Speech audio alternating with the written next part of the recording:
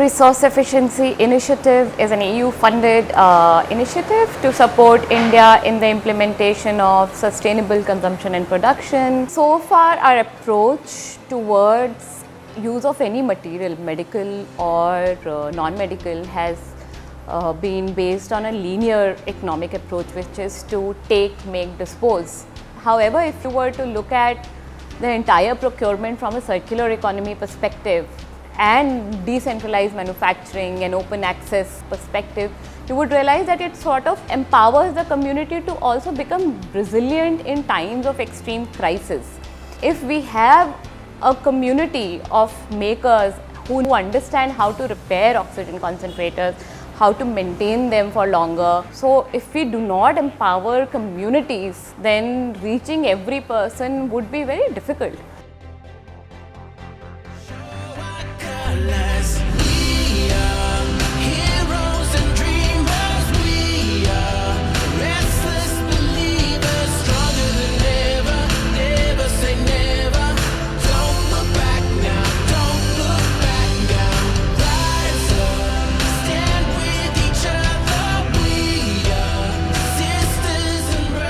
In countries like India, which are resource constrained, we see innovators making ingenious use of limited resources around them. This has now become a global phenomenon.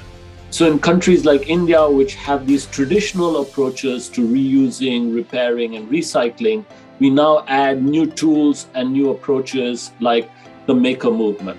People are buying this Chinese machine, which came in huge numbers, and there was a lot of failure. And as makers took the initiative, we can help them and put the machines back online and tell them how to operate these machines. We are all the actors in the stories we create. Hope will be our guide.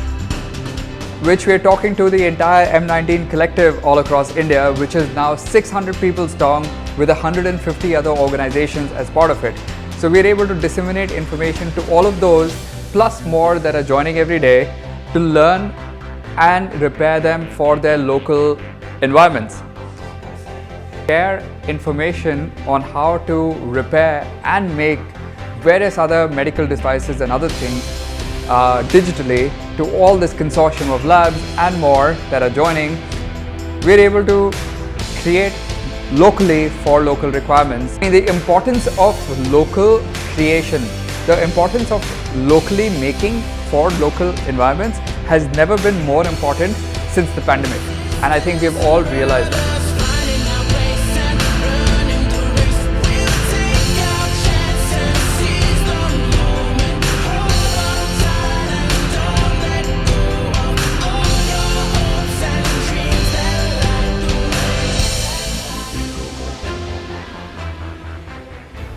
I am Yogesh Kulkarni.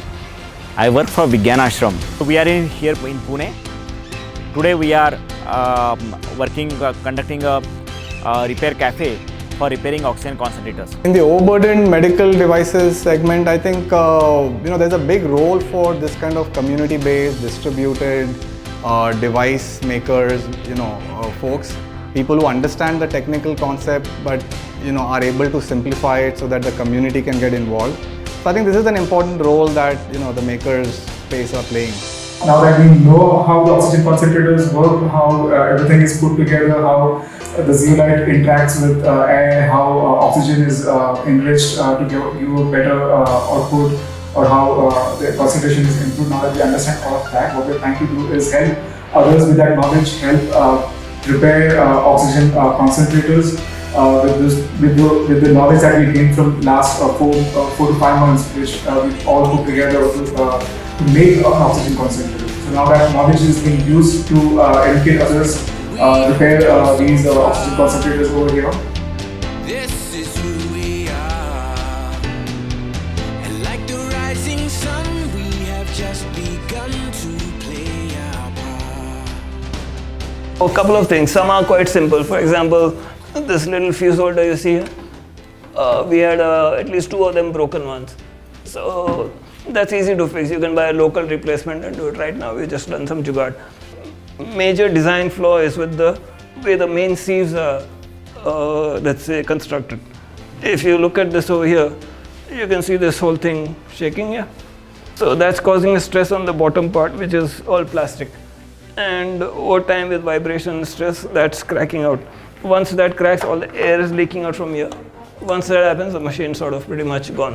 One solution we are thinking of is to kind of replace these with a better kind of construction, maybe CNC aluminum or something like that. But yeah, right now, all of the problems we've seen have been with the sieves leaking out from the bottom because of the cracked base. So that's like the main heart of the machine.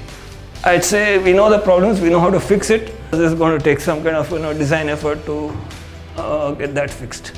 Not only to manufacture PPE in a decentralized way, but now increasingly to repair and restore existing malfunctioning oxygen concentrators.